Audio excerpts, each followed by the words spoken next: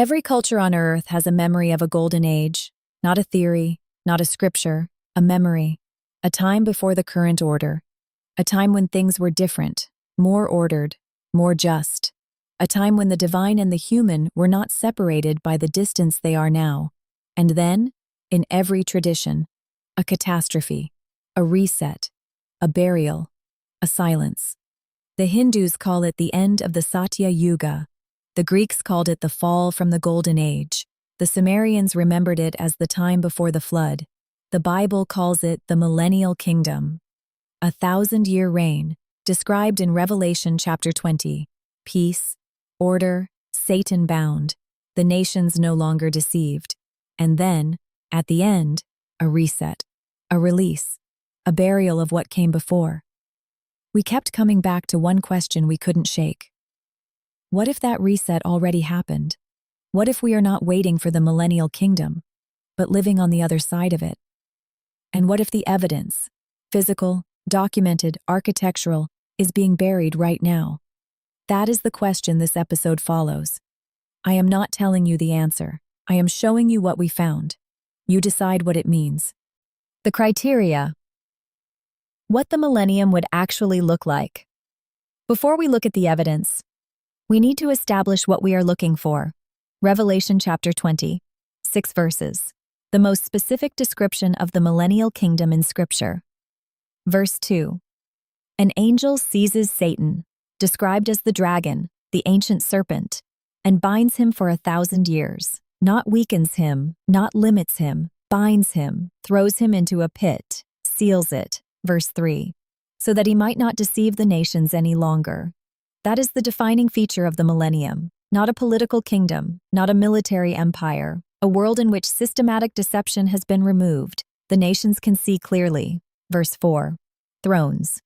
Judgment given to those who sat on them. The souls of those who had been beheaded for their testimony. They came to life and reigned with Christ for 1,000 years. Verse 7.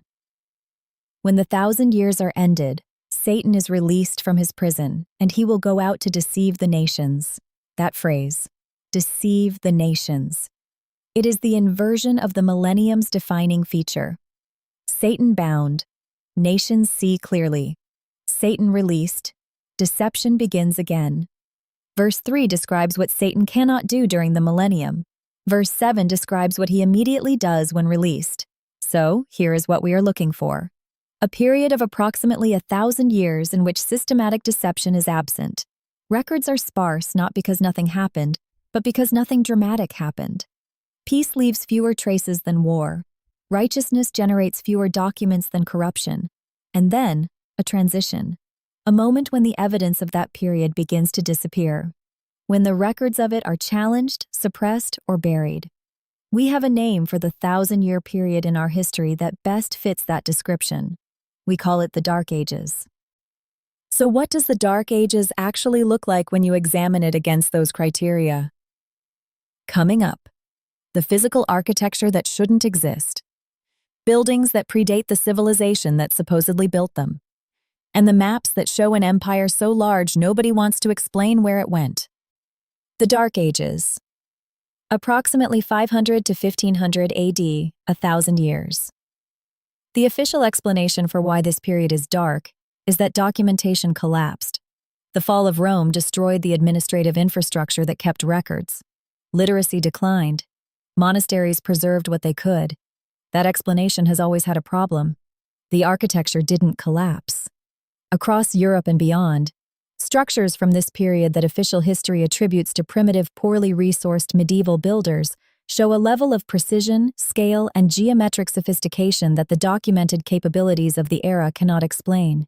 The cathedrals, the castles, the underground tunnel networks, the acoustic chambers, the astronomical alignments built into structures that the builders were supposedly too primitive to calculate. The standard response is that medieval builders were more capable than we assume. That is possible. But here is what the standard response does not address. The maps. Between the 15th and 18th centuries, when European cartographers were mapping the known world, virtually every major atlas included a territory called Tartaria, sometimes Tartary. occupying most of Central Asia and extending into Siberia, China, and parts of Eastern Europe. Not a footnote, not a marginal notation. A named, documented, extensively described empire that appears in the Encyclopaedia Britannica first edition of 1771 with a detailed entry. That appears in Voltaire's writings. That appears in diplomatic correspondence between European courts. And then, in the early 19th century, disappears from the record entirely. Not conquered, not absorbed, not documented as collapsing. Simply, no longer discussed, no longer mapped, no longer referenced. The phantom time hypothesis, proposed by historian Herbert Illig in 1991, argues that approximately 297 years of the medieval period were fabricated, that the Holy Roman Emperor Otto III, Pope Sylvester II, and Byzantine Emperor Constantine VII conspired to place themselves at the year 1000 AD for theological and political reasons, inserting centuries that did not exist into the historical record. The academic response to this hypothesis is dismissal. The counter-evidence most cited is dendrochronology, tree ring dating, which appears to confirm the conventional timeline. But dendrochronology confirms relative dating, not absolute dating. It tells you how many years passed between 2 points. It does not independently confirm which years they were. I am not telling you Illig is right. I am telling you the dismissal is less complete than it is presented. So we have a 1,000-year period with anomalous architectural evidence, a vanished empire on every major map, and a disputed chronology. Against the criteria from Revelation, a period of peace, sparse records, civilizational order, the Dark Ages matches. But if the Millennium happened and the evidence exists, why can't we see it clearly? Where did the physical record go? Still ahead, the event that physically buried entire civilizations. Ground floor windows below street level, buildings half submerged in sediment, and the question nobody in official history will answer. In cities across Europe, North America, and Central Asia, there is a consistent and documented architectural anomaly. Buildings whose ground floors are below street level, not basements. Ground floors. Windows designed for ground level, with light wells cut into the earth above them because the street has risen above the window frame. In St. Petersburg, in Chicago, in dozens of European cities, the same pattern. Ornate, decorated windows and doorways, designed to be seen at eye level, sitting below the current ground surface. The official explanation is gradual accumulation. Centuries of debris, rebuilding, and road resurfacing raised street level incrementally. That explanation requires you to accept that entire ground floors were buried and the buildings continued to be used, with their new ground floors simply beginning 1 story up, without any documentary record of the transition. The mud flood theory proposes something different. A catastrophic event, or series of events, in the 18th and 19th centuries that deposited sediment rapidly across large areas of the populated world, burying the lower portions of existing structures, resetting the surface. The evidence cited includes the old photographs, Victorian-era images showing cities with ground floors clearly below street level, streets that appear to have been excavated from above, building facades that show a clear demarcation line, ornate detailed work below, planar construction above, as if the upper portions were added after the lower portions were already partially buried. The 1893 Chicago World Fair, the White City. Structures of extraordinary architectural complexity officially constructed in under 2 years by a workforce with 19th century technology. Historians of architecture have documented that the construction timeline is implausible for new builds. The counter theory is that these structures already existed, that the World Fair was not a construction project but a presentation of buildings that survived the reset and were cleaned, repaired, and repurposed. I am not asserting this is what happened. I am noting that the implausibility of the official timeline is documented, not invented. If a mud flood event occurred, the physical evidence of the civilization that preceded it would be buried, literally, under meters of sediment, accessible only through excavation that has, in most cases, not been performed. What civilization would that be?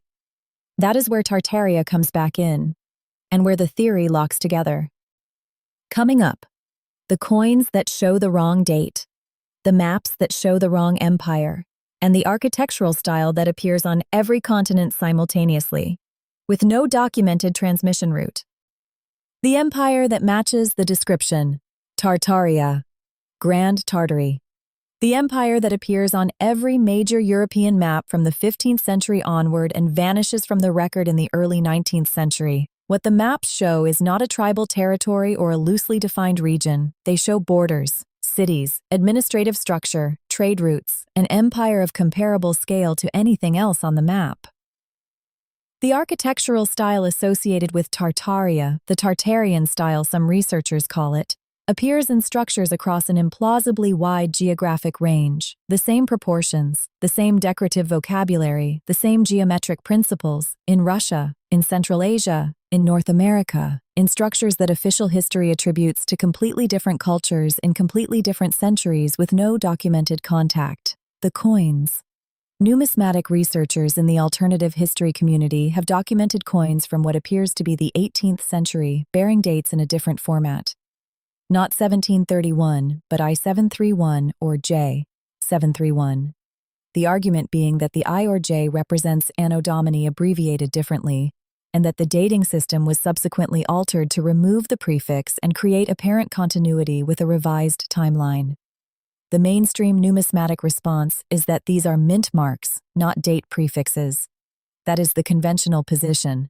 I am presenting both. But here is what connects Tartaria to the Millennial Kingdom directly. The architectural evidence suggests a civilization of extraordinary capability, advanced engineering, sophisticated geometry, global reach, that disappears from the record in the same period the mud flood theory proposes a reset event. Revelation describes the millennium as a period of order, of civilizational flourishing, of the nations operating without systematic deception. A golden age. If Tartaria was that civilization, if the 1,000 years of its documented existence on European maps corresponds to the 1,000 years of Revelation 20, then the mud flood is not a natural disaster. It is the mechanism of the reset. The physical burial of the Millennial Kingdom's evidence, the transition point between Satan-bound and Satan-released. Which brings us to the question the whole episode has been building toward. If the millennium is behind us, not ahead of us, where does that place us now? The final act. The short season. And the question you will not stop thinking about after this episode ends. Revelation 20 verse 7. When the 1,000 years are ended, Satan will be released from his prison, and he will come out to deceive the nations. The text gives no duration, no calendar markers, no signs that announce it. Just a little season. The KJV says a little season. Brief, undefined. Most Christian theology places this event in the future. The millennium has not happened yet. Satan has not yet been bound. We are waiting. But there is a minority theological position, documented, not invented, called full preterism. The view that the prophetic timeline of Revelation was fulfilled not in our future, but in the first century. That the millennium is the church age. That we are already in it, or already past it. What this episode has been building is a different version of that question. Not the theological argument, the physical one. If the Dark Ages match the criteria for the millennium, 1,000 years of relative peace, sparse documentation of conflict, civilizational order across a vast geographic range, and if that civilization was reset by a catastrophic event in the 18th or 19th century, and if the evidence of it has been systematically removed from the academic record, buried under the streets of our cities, and replaced with a revised chronology, then the little season is not coming, it has already started. A world in which the calendar has been manipulated, in which institutional documents have been forged. And this is not theory. The Catholic Church's own archivist confirmed a pattern of medieval document forgery at a conference in Munich in 1986, in which the records of an entire civilizational period are disputed, in which every ancient culture's sacred texts have been edited, suppressed, or lost. That is not a description of a world waiting for deception to begin.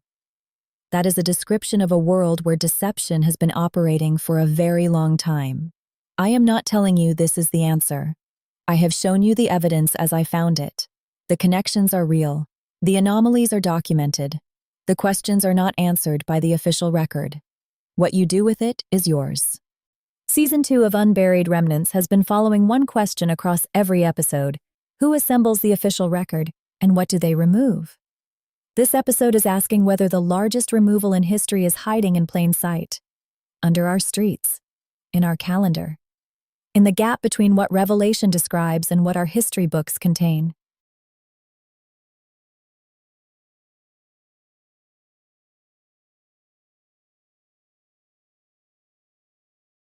Thanks for watching Unburied Remnants. If you like the content, please like, comment, and subscribe to help support the channel. Stay curious. Keep digging. The rabbit hole goes deeper.